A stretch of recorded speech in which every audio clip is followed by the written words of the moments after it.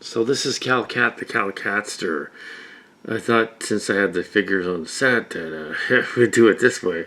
I'm in the studio here to review the Level 5 transporter accident with Abra and Houdini. Houdini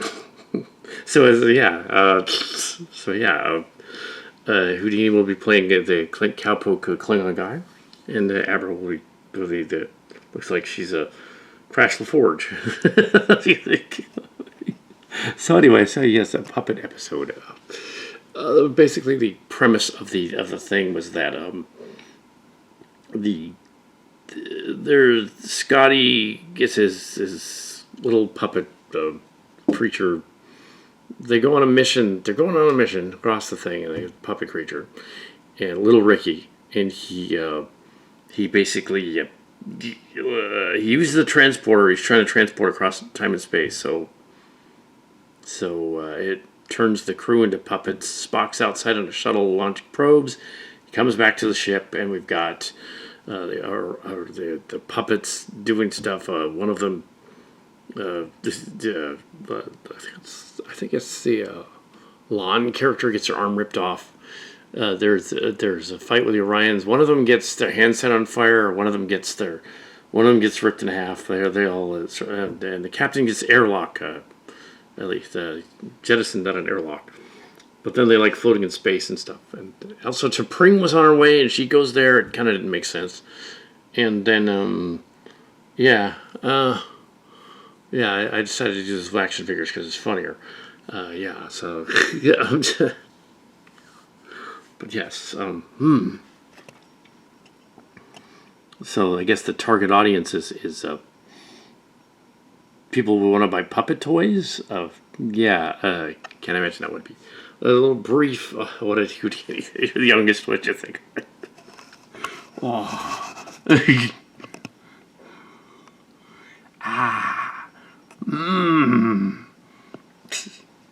Yes. That was kind of stupid. It was really stupid. Yeah. Like dumb. It didn't make sense. Although it does have a sort of a nod to the Cal Cat ending, in that it's sort of a dream. Spock is actually having a dream, so I'll just spoiler with the puppets in it. The transporter accident didn't actually happen, and it's kind of stupid. Yeah. It's hilarious that the Klingon guy's voice sounds like a kid.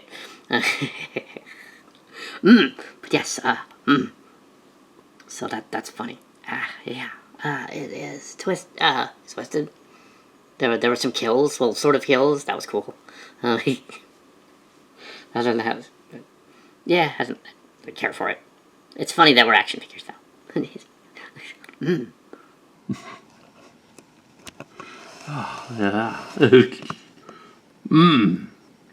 And suddenly Houdini and Abra are cats, and it's just Cal Cat doing voice. But yes, so there are no actual children present, just so you know. So here we have so here we have it kind of didn't really make logical sense stuff. It didn't work. Funny. It was an episode they tried to avoid. They kept moving it up. It was supposed to be 2 episodes ago, right after the Griffin one. This is a pretty good one, but yeah. I won't say it worked. We can go to the technical specs with Abra, who is the aerospace college student cat. They're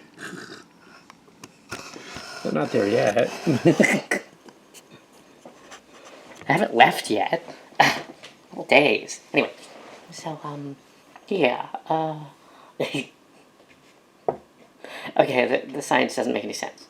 They had the transporter beam out ability in the J.J. Abrams movie, which was stupid too. They could beam to Klingon and back. They can't do that. That's dumb. The space is the thing that's moving.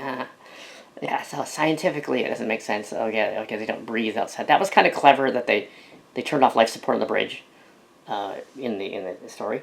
and that was kind of clever. And then the Orions pass out.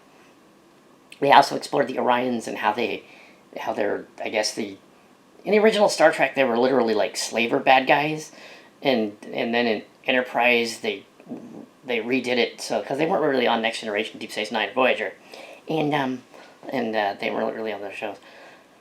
But when they were on Enterprise, they basically said, okay, yeah, actually the women are secretly in charge, which really didn't make sense. But that's the other show. Yeah, so.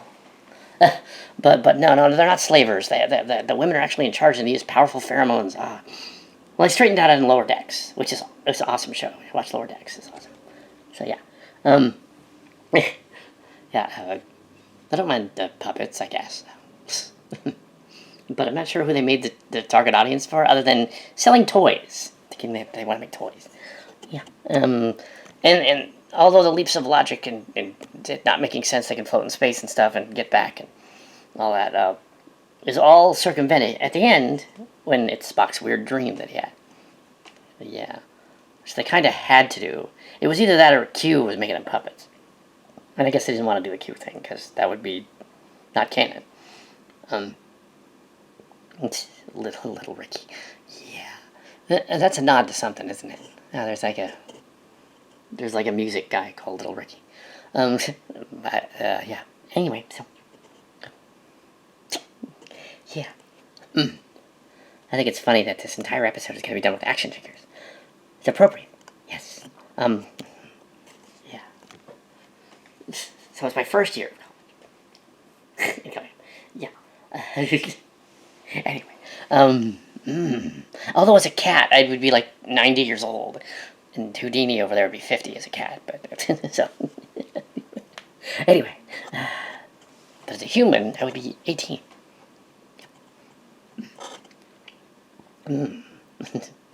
Well, there you go. It was kind of stupid. There's my quickie review as action figures there's my quickie review, action figures of yeah. of the puppet episode. But it finally aired. Yeah, I thought it'd be funny to do this as action figures. Yeah, that's kind of done. There you go. Yeah, happy 60th anniversary Star Trek. Again, because it's the 60th anniversary. Yeah.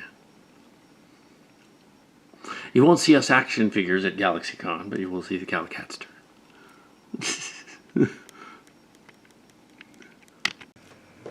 Oops. Okay, yeah, this is Calicat the Calicatster. Just thought I'd add a little more to this because it was a very succinct review. Because with the action figures, I thought the ad on the very end of this is actually real footage. Yeah, this is the dreaded puppet episode that aired. It appears that they used a combination of hand puppets and puppets with strings, and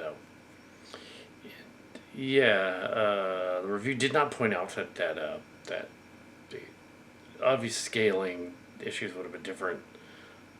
Muppet technology. I'm not sure if you used Dancing Creature Shop or not, but clearly they intended to make a toy line of. They figured, oh well, yeah, they had a puppets toy line. Thus being okay with action figures would make more sense, as I hinted in the story. I'm not gonna do one of my fan films with Pike's Strange Worlds Enterprise, even though I had a season called Strange Worlds. It was a spoofy thing, and it was meant to be our crew in the Chimera universe, so it was not meant to be that. And also the the character of the cat guys, are 14-year-old cat and an 18-year-old cat. But yeah, obviously they don't speak human. So we have but yeah, there's a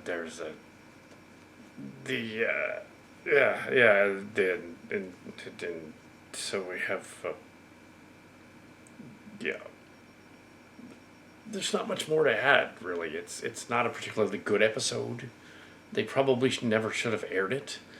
It doesn't really help the characters, and there's a whispering. It's a lot of whispering, a lot of emotional back and forth with Spock and all that.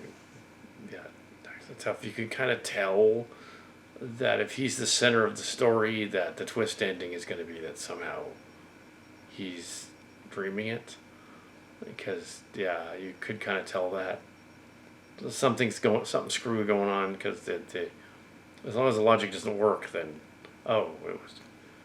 Well, if a story is just a dream, it becomes a cliche, and then you're basically saying, okay, nothing mattered. Uh, but usually in script writing, you don't decide your story was a dream because your story idea wasn't very good. You decide it's a dream because the story is so complicated that it had to have been a dream. For instance, the Lost ending, the finale of Lost, should have been a dream. That would have made sense. It should have been incident at Owl Creek Bridge, where the guy is hanging and he's going to die, and the whole thing is just before he dies. The whole series, that should have been the ending. That's what everybody predicted. Here, the same thing, in a sense. You have a character that's all these characters are doing weird things that don't make any sense in Star Trek. But here, what I thought of it and stuff, what it reminded me of, how it works, how it doesn't. It was a bad script. If I was I'm not the showrunner, obviously, but if I was, I wouldn't have accepted the script. I would have said, okay, you have 9 episodes this season. You can't do a action figure episode of Star Trek.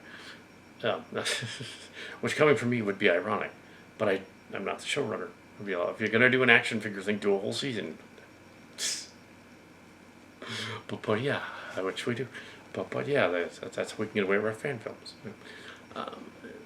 It's yeah, there's 2 new fan films coming up on the other channel today, so.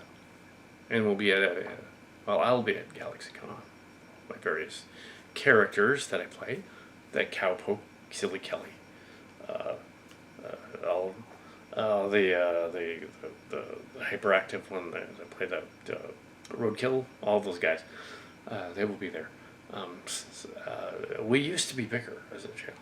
We used to be bigger. There used to be a time during the CA era where we were bigger. But well, yeah, not so much anymore. Yeah, so yeah, it didn't, just adding a little more, but it doesn't really work. I think it was a script they shouldn't have done. Like the singing episode 2 seasons ago, they shouldn't have done that one either. I don't have their music either. I buy the puppet figures if they were cheap, probably. But yeah, kind of a man-child, so no. But no, they need to make action figures of them. They need to make Playmate-sized action figures. And then they can be in Chimera. Not puppets. Yeah, that's true. But yeah, I was saying that earlier before so it's kind of irrelevant. Yeah, so there's and the Starfleet, and we have been over that, except to say that Starfleet is supposed to be a quasi-military space UN thing. That was the whole premise of the show from the beginning. It's a space navy. They have sort of navy ranks. It's a quasi-military. They have structure, which ties into some of these characters acting really goofy in these episodes. They might as well do a puppet one because, they act goofy. Like, no, they shouldn't be acting goofy. If they're trying to get a younger audience to watch this, they're I don't know if they're succeeding necessarily. The show was canceled they're going to do 4.5 seasons. They're doing season 5 is going to be short. Well, a little short. Yeah, they need to appeal to the younger audience. The Lower Decks was more appealing to my generation, that referencing TNG a lot, but that was a younger audience. They did further the Orion story, though. They made the Orions an Orion officer on the ship, and they furthered that. It's supposed to be 2380 something. So, yeah, she doesn't use her powers on them at all. The fact that they had to explain away the powers when originally they were just being misogynistic. Originally, Orion, oh, horny Orion slave lady. Oh, dear, dear, dear. That's what they were doing in the old one. They also had like, yeah, yeah. At times it was horn dog show. So yeah, that's kind of it. Yeah, that's kind of it. I'm starting to ramble, and I don't need to. Calicon, there's your thing. Yeah, just not disappointing because I knew kind of what was going to happen. So it wasn't disappointing. It was just kind of like, meh, why did you do this? The reporter one didn't work because they wouldn't have allowed, Kirk would not have allowed that guy on the ship. Said, you're not come aboard the ship. But yeah, somehow, yeah, yeah, yeah, it doesn't make, and they couldn't have a puppet story either. It had to be an illusion somehow. It had to be, yeah, and Spock as the central character, it totally is, yeah.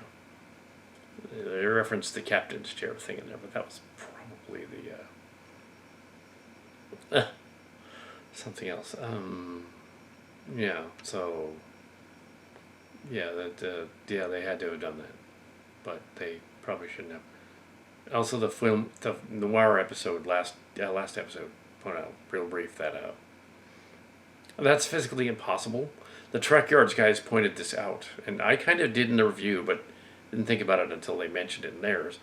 Yeah, on the shuttlecraft and on the Enterprise, the object that was making them black and white wouldn't have worked. It wouldn't have been black and white because the shields on the shuttle, at least the shields on the ship, would make the color normal. Yeah, and if something's doing that to their eyeballs, that's making them. If that radiation is that powerful that it's infrared and it's doing that, it's cooking their eyeballs. But yes, it makes sense in Giedi Prime. Yes, keep the ramble on. Yeah, they're behaving in a way that isn't necessarily how a crew would behave on a ship, as Sacred Cow Shipyards also pointed out, and Trek Yards points out. They're not behaving like a ship crew. They're behaving like they're in the academy, and people just don't do that. So there's no mandate to make them less woke. There's no mandate. It's just that they because the actors are plenty when they're yeah, in person in their for interviews and stuff. They're not aware of a mandate. But yeah, they're trying at least. Anson Mount is, I guess, my age, which is kind of fun, and also Will Wheaton's age. But yeah, he looks older, but he's actually. So maybe he's a little older. Yeah, he's a little older. Yeah. So yeah, they're the younger crew wouldn't. Their Starship crew, they wouldn't act like that. That said, you have a military crew. They probably would act very clipped and robotic if they were. You don't want to make it clipped and robotic either. You want to have a medium in between. They do their orders. They follow things. Anyway. Yeah, puppets taking back the ship from the Orions. I did like the Orion captain and the first officer in the lounge. They were kind of fun. So there were some parts of it that maybe she's an ancestor of Tendi. The actors seem to be playing along with it quite well and enjoying their stint on the Muppet Show, basically. but yeah. Why didn't the ship disappear at one point and came back? Yeah. Anyway, so there's your Muppet Show episode, the puppet episode. Your nod to Starship Locations. They didn't do it right.